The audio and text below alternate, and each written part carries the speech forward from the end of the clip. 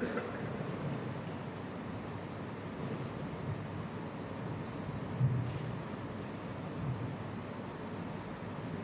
بالله من الشيطان الرجيم.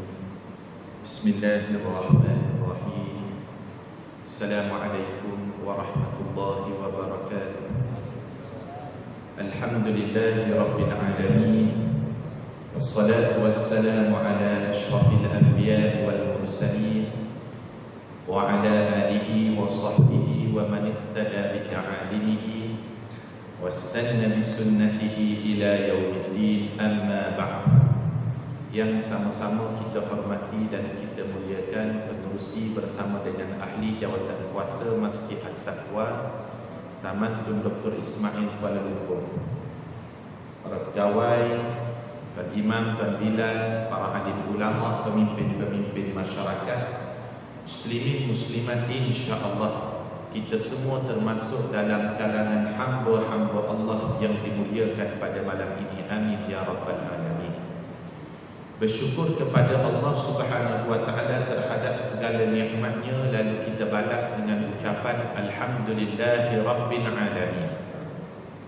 Berselawat kepada baginda dengan ucapan Allahumma salli ala sayyidina Muhammad wa ala ali sayyidina Muhammad.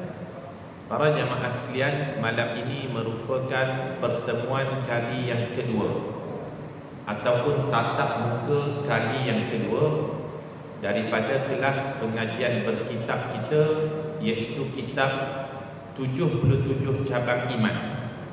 Yang mana kitab 77 cabang iman ini merupakan ringkasan daripada kitab cabang iman yang ditulis oleh Imam Al-Baihaqi rahimahullahu ta'ala, yang mana asal kitab ini lebih kurang 7 jilid besarnya, tetapi telah diringkaskan oleh Imam Al-Qazwini rahimahullahu ta'ala dan telah diterjemahkan ke dalam bahasa Melayu, sehinggalah ada naskah di tangan kita ini diberikan judul 77 cabang iman. Kenapa 77 cabang iman? Ia berdasarkan hadis yang sahih yang diriwayatkan oleh Imam Bukhari daripada Rasulullah sallallahu alaihi wasallam. Kata Nabi sallallahu alaihi wasallam, al-imanu bid'un wa sab'una syu'batan. Iman itu mengandungi lebih daripada 70 cabang. A'laha la ilaha illallah. Cabang iman yang paling tinggi la ilaha illallah, wa adnaha imatatul adha 'anil tariq. Dan cabang iman yang paling rendah apabila kita membuang kotoran yang berada di jalanan. Wal haya'u syu'batun minal iman. Dan malu itu merupakan salah satu cabang daripada cabang iman. Pada pertemuan kita bulan yang lepas, kita telah membicarakan pada cabang iman yang pertama, iaitu beriman kepada Allah Subhanahu wa ta'ala. Kita telah jelaskan pada pertemuan bulan yang lepas apa makna iman. Iman itu ada 3 komponennya. Ma waqara fi qalbi, apa yang diyakini di dalam hati. Wa iqraru bil lisani, apa yang diungkapkan dengan lisan. Wal amalu bil arkan, dan dibuktikan dengan amal perbuatan. Inilah berbezanya kita dengan orang yang mengaku beriman tetapi dia memisahkan iman dengan amal, iaitu kelompok liberal ataupun sekular. Kelompok liberal dia katakan iman ni tak ada kaitan dengan amal. Kenapa kamu tak tutup aurat? Dia kata saya sudah beriman. Kenapa kamu tak salat? Iman dalam hati. Sedangkan iman yang sebenar-benarnya mesti berjalan seiring 3 perkara. Diungkapkan dengan lisan, diyakini dalam hati, dan dibuktikan dengan amal perbuatan. Kita bincangkan pertemuan yang lepas beriman kepada Allah Ta'ala. Malam ni kita masuk pada cabang iman yang kedua. Tuan-tuan buka kitab kita, muka surat yang kedua di dalam kitab kita, iaitu cabang iman yang kedua, beriman kepada semua utusan Allah. Semoga Allah mengurniakan selawat dan salam ke atas mereka. Dalilnya Allah Ta'ala berfirman, muka surat yang kedua, siapa yang ada kitab, Allah Ta'ala berfirman, A'udzu billahi minasyaitonir rajim. Adab kita tuan-tuan, bila kita nak membaca ayat Al-Quran, mulakan dahulu dengan ta'awuz ataupun isti'adah. Lafaznya A'udzu billahi minasyaitonir rajim. Wal mu'minun, dan orang beriman itu, kata Allah, kullun amana billahi wa malaikatihi wa kutubihi wa rusulihi la nufarriqu baina ahadin min rusulihi. Dan orang beriman itu semuanya beriman kepada Allah, beriman kepada malaikat-malaikat Allah, dan beriman kepada kitab-kitab Allah, dan beriman kepada utusan-utusan Allah. Tuan-tuan, garis bawahkan perkataan Rasul-Rasul diutuskan Allah. Wa rusuluh. Wa rusuluh di dalam Al-Quran itu merupakan kalimah jamak ataupun plural. Kalau seorang sahaja Rasul, maka disebut dengan Ar-Rasul. Ada perkataan waw, ra, sin, waw, lam. Tapi dalam ayat ini Allah Ta'ala katakan rusul, tidak ada waw. Kita tengokkan dalam kitab kita, bila tidak ada waw, rusul, itu menunjukkan wajib kita beriman kepada semua rasul-rasul. Beriman dengan syariatnya kah? Bukan. Tetapi beriman dengan meyakini bukan sahaja Nabi Muhammad sallallahu alaihi wasallam diutuskan menjadi rasul, tetapi rasul-rasul ke sebelumnya pun merupakan utusan Allah. Bukan beriman dengan syariat. Bila datang syariat Nabi Muhammad, maka ia telah memansuhkan syariat-syariat rasul yang tetap. Tuan-tuan, anda nak tanya soalan, boleh tak? Berapa jumlah rasul? Berapa jumlah rasul? Ada berapa? 6,000 ada jamaah kata. Ada pandangan yang lain tak jumlah rasul? Ada yang cakap 6,000 Ustaz. Betul ke? 25, ada yang cakap 25. Yang disebut dalam Al-Quran, nama rasul itu 25. Manakala jumlah rasul berdasarkan riwayat daripada Imam Ahmad. Satu hari Abu Dzar Al-Ghifari bertanya kepada Nabi sallallahu alaihi wasallam, "Ya Rasulullah, wahai Rasulullah, kam minal mursalin?" Berapakah ya sebenarnya bilangan rasul? Lalu dijawab oleh Nabi sallallahu alaihi wasallam, "300 wa bid'atun 10 jamman ghafira." Jumlah rasul yang diutuskan Allah seramai 313. Hadis riwayat Musnad Ahmad. Yang diceritakan dalam Al-Quran 25. Wa rusulan qad qasasna alaik. Ada rasul-rasul yang aku ceritakan kisahnya pada kamu, Allah Ta'ala sebut. Wa rusulan lam naqsushum alaik. Dan ada rasul yang aku tidak ceritakan kisahnya kepada kamu. Yang diceritakan di dalam Al-Quran, yang disebutkan namanya di dalam Al-Quran, seramai 25 orang. Faham tak tuan-tuan? Nak tanya soalan yang lain, boleh tak? Tadi jumlah rasul, jumlah nabi ada berapa? Ada berapa? Ustaz jangan tanya Ustaz. Ustaz kuliah je malam. Awal-awal lagi dia pesan.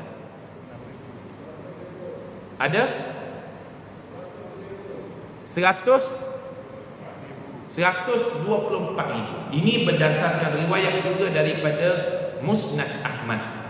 Abu Dzar tanya lagi, "Ya Rasulullah, wahai Rasulullah, kam min nabiyyin?" Jumlah nabi itu berapa ya? Ini Abu Dzar yang tanya. Sahabat yang bernama Abu Dzar Al-Ghifari, sahabat yang antara terawal memeluk Islam, namanya Abu Dzar Al-Ghifari, tuan-tuan. Lalu kata Nabi sallallahu alaihi wasallam, mi'atu alfin nabiyyin wa arba'atu wa ishruna alfa. Jumlah nabi itu seramai 124 ribu. Faham tak tuan-tuan? Manusia bilion ada manusia. Dikecilkan lagi, nabinya 124 ribu.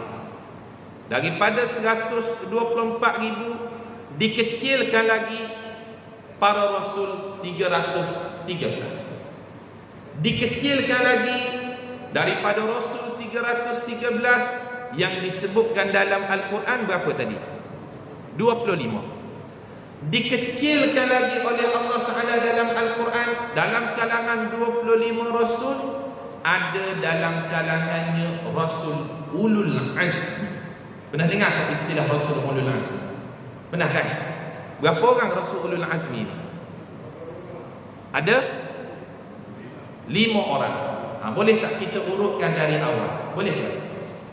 Yang pertama, Nabi, ikut susunan. Jangan Nabi Isa terus, ikut susunan. Nabi Nuh alaihi salam. Bukan Nabi Isa dia mula dengan Nabi Nuh. Kemudian Nabi Ibrahim, ikut susunan dia, turutan dia. Yang ketiga, Nabi Musa alaihi salam. Kemudian yang keempat, Nabi Isa. Yang kelima, Nabi Muhammad sallallahu alaihi wasallam. Kita ulang balik. Manusia bilion manusia. Allah Ta'ala kecilkan dalam kalangan bilion manusia yang dilantik menjadi Nabi 124 ribu berdasarkan Musnad Ahmad. Abu Zar tanya pada Rasulullah sallallahu alaihi wasallam. 124 ribu dikecilkan lagi, Rasul 313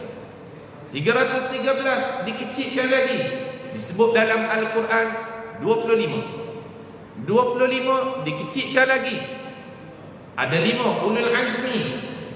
Dalam kalangan 5 rasul ulul azmi, Allah Ta'ala kecilkan lagi menjadi satu orang inilah yang dinamakan sebagai Sayyidul Anbiya'i wal Mursalin. Faham tak tuan-tuan?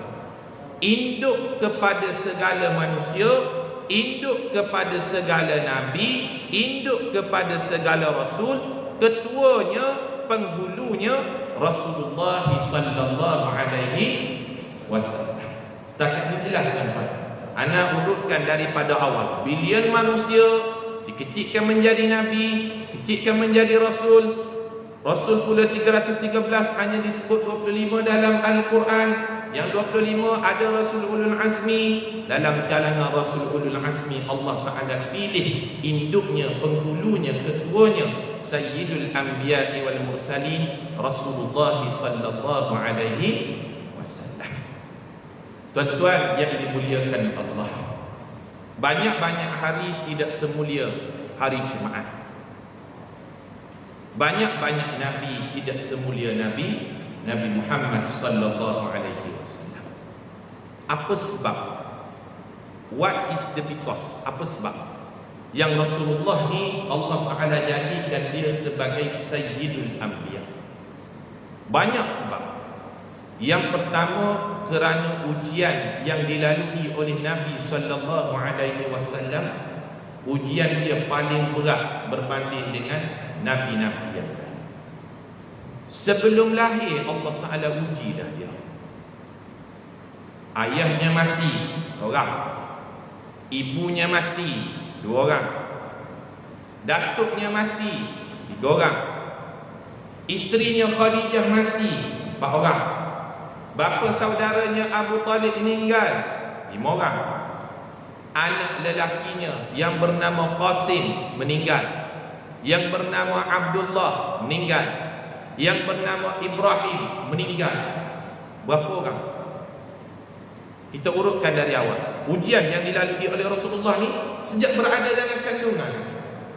Datuk, ayah, ibu, bapa saudara yang jaga, isteri, anak nama Qasim, anak nama Abdullah, anak nama Ibrahim. Tidak ada mana-mana nabi yang melalui ujian sehebat Nabi Muhammad sallallahu alaihi wasallam. Adakah dia sedih? Adakah dia merungu? Adakah dia caci maki takdir? Tidak sama sekali. Ini hebatnya Rasulullah sallallahu alaihi wasallam. Ujian dia cukup hebat. Ketika dia balik ke kampung halamannya ke Taif, nak bawa Islam ke Taif, tuan-tuan. Ini yang kenapa sebab Rasulullah dipilih menjadi Sayyidul Anbiya. Sabar dia, ujian dia cukup luar biasa. Taif ni merupakan kampung halaman Rasulullah sallallahu alaihi wasallam. Kerana Taif ini merupakan bumi moyang baginda yang bernama Atikah. Atikah itu merupakan isteri kepada Hashim, Muhammad bin Abdullah bin Abdul Muttalib bin Hashim. Hashim ini istrinya bernama Atikah. Atikah ini asalnya di Taif. Taif ke Mekah jaraknya lebih kurang 91 km. Bila Rasulullah tak diterima di Mekah, Rasulullah nak bawa Islam ke Taif. Dia sangkakan bila bawa Islam ke Taif ini merupakan tempat ahli keluarga dia, tempat bumi dia tinggal, kampung halaman dia. Pasti orang tak tolak. Tetapi orang tolak juga, tuan-tuan. Orang tak terima juga Islam. Kita kalau orang luar tak terima dakwah kita, boleh jadi okey lah kan, Dana? Tapi kalau kita balik kampung kita, kampung kat mana? Kampung di Tumpat contohnya. Kita balik ke Tumpat, orang lempar kita dengan batu, Kelantan. Agak-agak sedih tak? Kalau contohnya kita berdakwah di Kuala Lumpur, boleh jadi kita tak sedih sangat. Sebab apa? Bukan kampung halaman kita. Rasulullah balik ke Taif, kampung halaman dia. Penduduk Taif marah dia, caci dia, lempar dia dengan batu. Tapi dia sabar. Adakah Rasulullah doakan kepada penduduk Taif tunggang terbalik? Tidak. Beza kan? Bukan kita nak mengumpat ataupun merendahkan nabi-nabi yang lain. Kita belajar bab beriman pada Rasul ni. Tapi kita nak tahu kenapa Rasulullah ni dalam berbilion manusia, dia induk kepada manusia. Nabi Nuh alaihi salam, kalau kita baca dalam Al-Quran, Nabi Nuh berdakwah selama 950 tahun. 950 tahun. Yang mengikuti dakwah Nabi Nuh kurang 100 orang. Nabi ni tak tahan. Allah Ta'ala rakam dalam Al-Quran. Qala Nuhun, telah berkata Nuh, Rabbi la tadhar 'alal kafirina dayyara. Wahai Allah, jangan tinggal seorang orang kafir dalam tempat. Tak tahan dia. Tak tahan. Nabi Yunus, dia berdakwah, Nabi Yunus ni 30 tahun. Yang mengikuti dakwahnya 2 orang saja. Akhirnya dia frust, dia merajuk dengan dakwahnya, sehingga kita baca di dalam surah Yunus, kisah Nabi Yunus alaihi salam telah ditelan oleh ikan Nun. Dia frust dengan dakwahnya. Tapi Rasulullah ni Allah Ta'ala pilih dia Sayyidul Anbiya wal Mursalin. Apa sebab? Sabar dia luar biasa. Ujian dia hebat dan dia boleh sabar. Orang Taif lempar dengan batu, dia tak sedih, teruskan dakwah sehingga Islam tersebar ke Taif sampai hari ini, dan Islam tersebar di seluruh dunia. Apa sebab? Kerana Rasulullah itu tidak merajuk. Maaf Rasulullah, cukup luar biasa. Satu peristiwa, tuan-tuan, kalau kita pernah baca di dalam sirah, dalam peristiwa Fathu Makkah, anda nak cerita kenapa relevannya Rasulullah ni sehingga Allah Ta'ala lantik dia Sayyidul Anbiya wal Mursalin dalam kalangan banyak-banyak Rasul, dalam kalangan banyak-banyak manusia. Rasulullah dalam peristiwa Fathu Makkah, pembukaan kota Makkah, Rasulullah pernah dikhianati. Dikhianati oleh siapa? Oleh sahabat sendiri. Apa nama sahabat tu? Namanya Khabbab bin Al-Aras. Rasulullah ada mesyuarat, macam mana kita strategi kita nak masuk ke Mekah, pukul berapa, siapa yang masuk dulu, siapa yang berada di depan, siapa yang berada di belakang, senjata apa nak bawa. Tiba-tiba perbincangan dalam mesyuarat ni dibocorkan oleh sahabat. Apa nama sahabat tu? Kisah ni disebut dalam riwayat Imam Bukhari, kisah sahih. Khabbab bin Al-Arat, dia tulis satu surat, dia hantar kepada seorang posmen perempuan, kamu hantar surat ni kepada penduduk Mekah. Ini kisah benar. Rasulullah ni tuan-tuan, kalau orang nak khianat pada dia, dia ada SB. SB Rasulullah ni bukan cak ayam kata. SB dia siapa? Malaikat Jibril. SB dia ni, wahai Muhammad, yang kamu bincang tadi tu ada dalam kalangan kita ni, dah bocorkan maklumat dia. Siapa dia? Khabbab bin Al-Arad. Rasulullah panggil 3 orang, Ali, Zubair, Mikdad.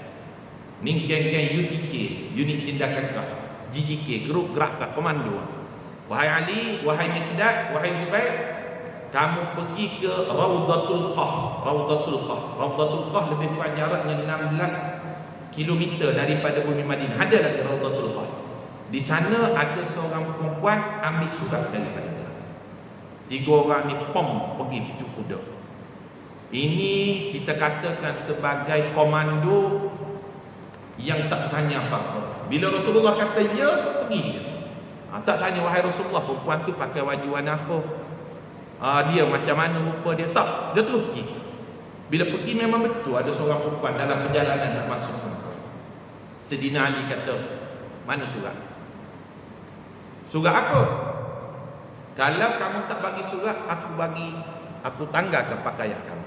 Ini disebut dalam hadis riwayat Imam Bukhari. Aku tanggalkan pakaian kamu. Takut dia pada pasir ni, seorang-seorang pula ni, dia bagi surat. Bila di surat tu semua tertulis, aku nak masuk sekian, tentera Islam nak masuk sekian ke dalam kota Mekah. Tenteranya siapa, geng artileri dulu masuk, senjatanya berapa, kekuatannya macam mana. Rasulullah panggil Khabbab, wahai Khabbab, kenapa kamu bocorkan rahsia ni?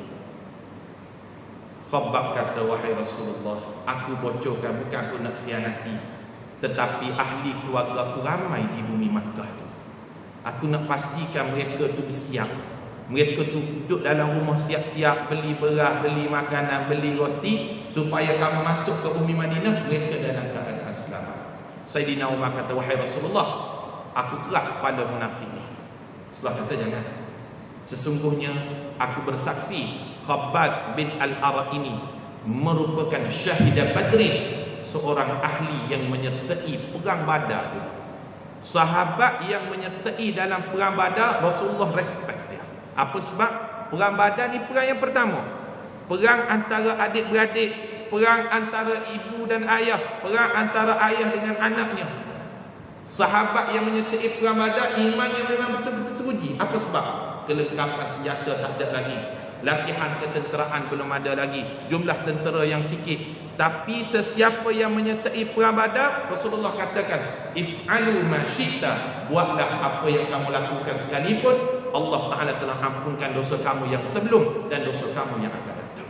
Hebat sikap pemaaf Nabi sallallahu alaihi wasallam.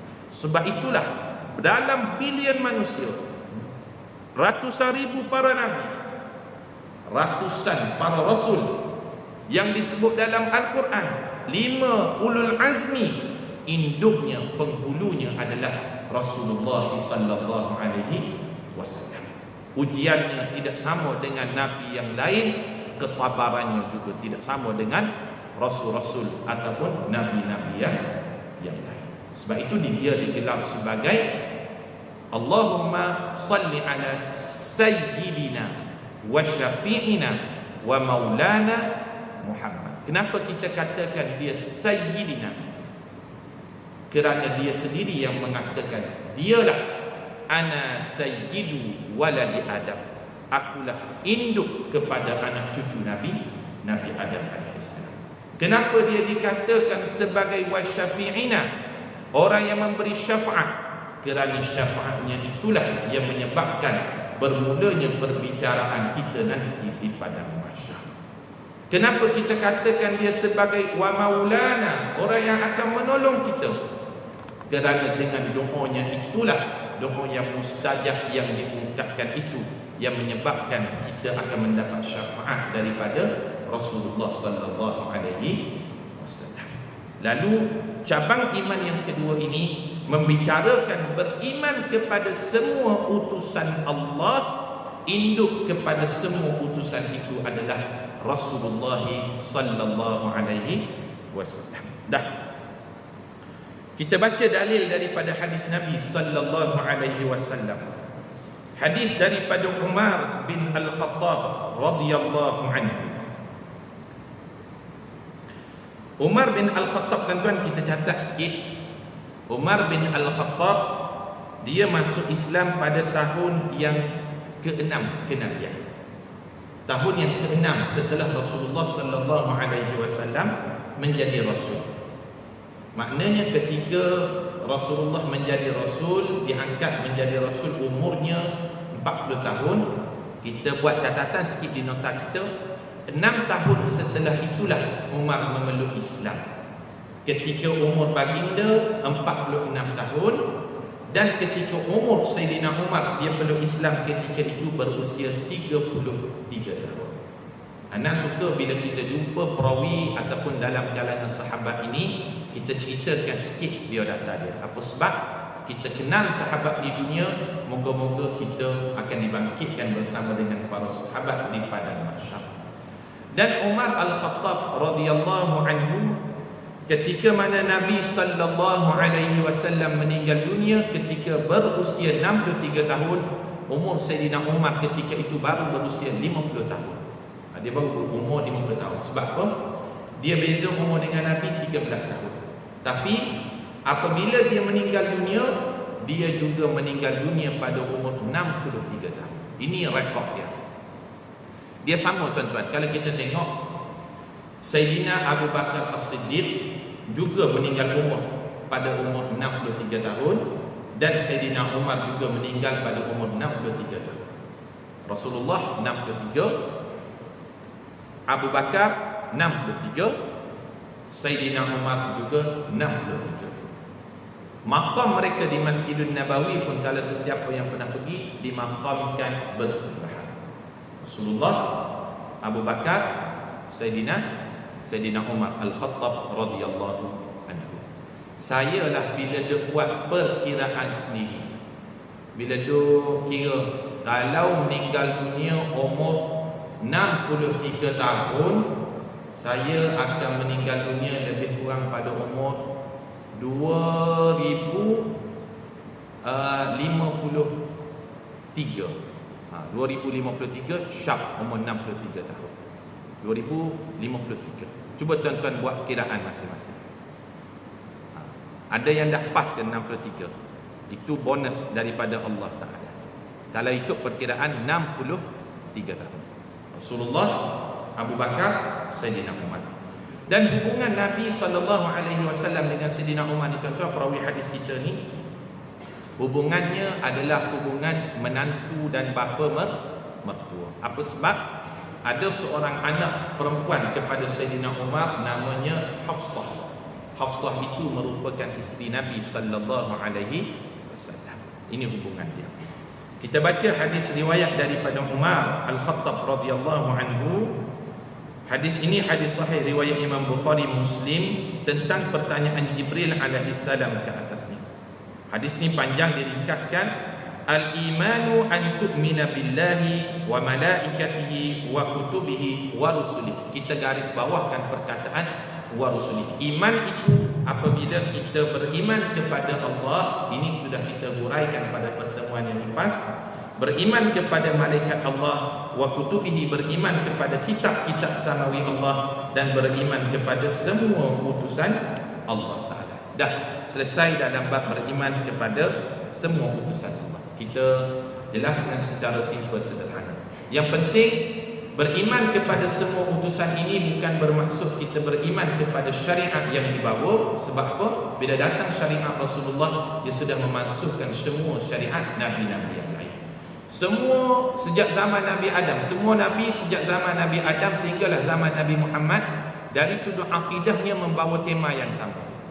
Dari sudut akidahnya, la ilaha illallah. Tapi dari sudut ibadatnya, dari sudut syariatnya, boleh jadi berbeza antara satu Nabi dengan Nabi yang lain. Contoh, syariat Nabi Adam, antara adik-beradik itu boleh berkahwin. Tapi bila datang syariat Nabi Muhammad, syariat Nabi Adam sudah dimaksudkan. Syariat Nabi Musa alaihi salam, apabila seseorang itu ingin bertaubat terhadap dosanya yang lepas, faqtuluh, hendaklah dia bunuh diri. Itu syariat Nabi Musa. Tapi syariat Nabi Muhammad diringankan, ya ayyuhalladzina amanu tubu ilallahi taubatan nasuha.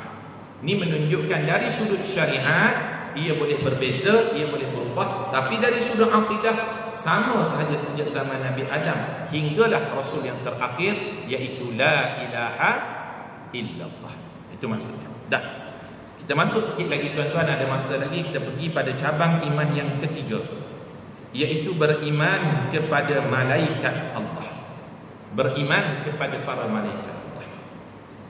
Kita nak tanya soalan sikit malam ni tentang malaikat, boleh tak? Boleh, insya-Allah. Kalau tadi kita belajar jumlah rasul dan jumlah nabi, anak nak tanya malam ni berapa jumlah malaikat? Siapa boleh jawab angkat tangan. Tak boleh jawab? 10. Betul ke 10? 10 tu yang wajib kita tahu kan? Tapi jumlah malaikat ni berapa? Tak terkira. Jawapannya tak terkira. Berdasarkan riwayat yang sahih daripada Imam Bukhari, malaikat yang bertawaf di Baitul Ma'mur, Kaabah kepada penduduk bumi, namanya Baitullah, Kaabah. Kaabah bagi penduduk langit, para malaikat itu adalah Baitul Ma'mur. Setiap hari malaikat yang bertawaf di Baitul Ma'mur itu seramai 70,000. Dan mana-mana malaikat yang telah melakukan tawaf pada hari tersebut di Baitul Ma'mur, maka dia tidak akan datang lagi pada hari yang lain. Maknanya sekali je dia tawaf. Macam kita sekali je buat haji kan, sekali tu je boleh. Begitu juga malaikat yang tawaf di Baitul Ma'mur ni 70,000, takkan ada lagi dia datang pada hari yang lain. Maknanya kalau kita nak tahu jumlah para malaikat, 70,000 kena darat jumlah hari yang ada. Berapa hari yang ada? Tahu tak? Tahu tak? Tak tahu kan? Lalu jumlah malaikat itu, kata ulama, la yuhsi adaduhum illallah, tidak diketahui jumlahnya melainkan hanya diketahui oleh Allah.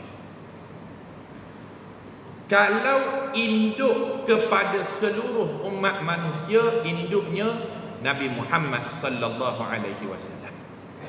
Manakala induk penghulu, ketua bagi sekalian malaikat, namanya malaikat Jibril. Faham tak tuan-tuan? Ana ulang sekali lagi. Induk, penghulu, ketua bagi sekalian manusia, Nabi Muhammad Sayyidul Anbiya wal Mursalin. Manakala induk, penghulu sekalian kepada para malaikat, itulah malaikat Jibril. Malaikat Jibril, kalau di dalam Al-Quranul Karim Allah Subhanahu wa ta'ala kenalinya dengan 4 nama yang lain. Ini kalau kita nak catat sangat baik nota. 4 nama yang lain bagi malaikat Jibril. Ada 4 nama yang lain. Yang biasa kita kenalnya malaikat Jibril je kan. Tapi dalam Al-Quran Allah Ta'ala sebut namanya ini dengan nama yang lain. Yang pertama, nama malaikat Jibril itu namanya adalah Ar-Ruh. Ar-Ruh. Ini disebut dalam surah Al-Qadar pada ayat yang keempat. A'udzubillahi minasyaitonir rajim. Bismillahirrahmanirrahim. Inna anzalnahu fi lailatul qadr wa ma adraka ma lailatul qadr. Lailatul qadri khairum min alfi syahr. Kemudian tanazzalul malaikah warruh. Allah Ta'ala letakkan nama yang berbeza. Turunnya malaikat dan ar-ruh. Sedangkan arwah juga itu adalah malaikat. Tapi kenapa Allah Ta'ala tidak samakan semuanya malaikat? Sebab ada induknya, ada ketuanya, ada penghulunya, ada penerusinya, iaitu malaikat Jibril. Disebut dengan nama yang lain malaikat Jibril ini, namanya arwah. Faham tuan-tuan? Macam kita kan datang ke masjid, kita sebut nama khusus ketua kepada masjid ni, pengerusi. Dan kita katakan yang sama-sama kita hormati pengerusi masjid, namanya sekian-sekian, bersama dengan ahli jawatan kuasa. Ahli jawatan kuasa biasanya kita dah tak sebut dah. Sebab apa, ramai 12 orang ni. Kalau sebut yang tu saja dah 10 minit dah. Kita cukup sebut induknya, pengerusinya, penghulunya, maka ia sudah mewakili yang lain. Begitu juga Allah Ta'ala membezakan antara malaikat dan ketuanya, iaitu arwah. Apa sebab? Kerana nak takrim, untuk memuliakan. Faham tuan-tuan? Ini nama yang pertama malaikat yang disebutkan dalam Al-Quran, malaikat Jibril. Anda sebut tadi ada berapa nama? Ada 4 nama. Yang kedua tuan-tuan, nama malaikat Jibril Allah Subhanahu wa Ta'ala berikan dengan nama yang lain, namanya itu Rasulun Karim. Rasul maknanya utusan, Karim mulia. Ini disebut dalam surah At-Takwir pada ayat yang ke-19.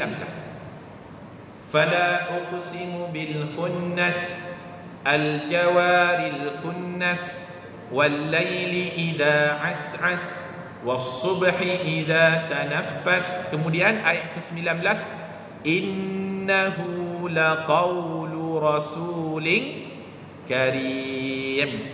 Sesungguhnya Al-Quran ini merupakan firman Allah yang dibawa oleh utusan yang mulia. Siapa utusan yang mulia yang membawa Al-Quran? Iaitu merujuk kepada malaikat Jibril. Faham tuan-tuan?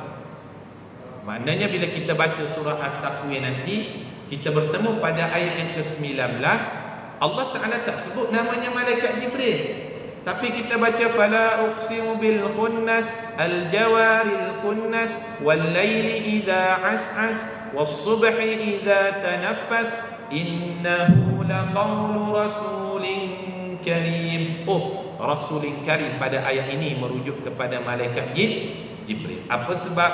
Sebab kita sudah belajar malam ini tentang nama yang lain bagi malaikat Jibril. Yang pertama apa namanya tadi? Ar-Ruh. Ar-Ruh nama dia, disebut dalam surah Al-Qadar pada ayat yang keempat. Yang kedua, Rasulin Karim, disebut dalam surah At-Takwir pada ayat yang ke-19. Yang ketiga, nama lain bagi malaikat Jibril Allah Subhanahu wa Ta'ala nyatakan di dalam surah An-Najm. Surah An-Najm pada ayat yang kelima. Wan najmi idza hawa ma dhalla sahibukum wa ma ghawa wa ma yantiqu 'anil hawa in huwa illa wahyun yuha. Kemudian allamahu syadidul quwa. Nama yang ketiga malaikat Jibril, syadidul quwa, disebut pada ayat yang kelima dalam surah An-Najm. Faham tuan-tuan? Apa nama dia yang ketiga? Syadidul quwa. Apa makna syadidul quwa? Suatu makhluk yang mempunyai kekuatan yang luar biasa, yang cukup hebat. Itu makna syadid. Quwa maknanya kekuatan. Berapa dah nama kita dapat? 3 dah. Yang pertama Ar-Ruh, yang kedua Rasulin Karim, yang ketiga Syadidul Quwa, dan yang keempat tuan-tuan yang disebutkan di dalam surah Abasa. Surah Abasa, kalla innaha tadhkirah faman syaa'a dzakarah fi suhufin mukarramah marfu'atin mutahharah. Kemudian ayat ke-15 dan 16, bi aidi safaratin kiramil bararah. Yang keempat, nama malaikat Jibril yang lain disebut dengan kiramil bararah, malaikat yang paling mulia. Kiram yang paling mulia, karim. Al-bararah iaitu malaikat yang terpuji, yang paling bagus, yang paling hebat. Itu nama yang keempat malaikat Jibril. Faham tak tuan-tuan? Ada berapa nama dia? 4. Yang pertama Ar-Ruh, yang kedua Rasulin Karim, yang ketiga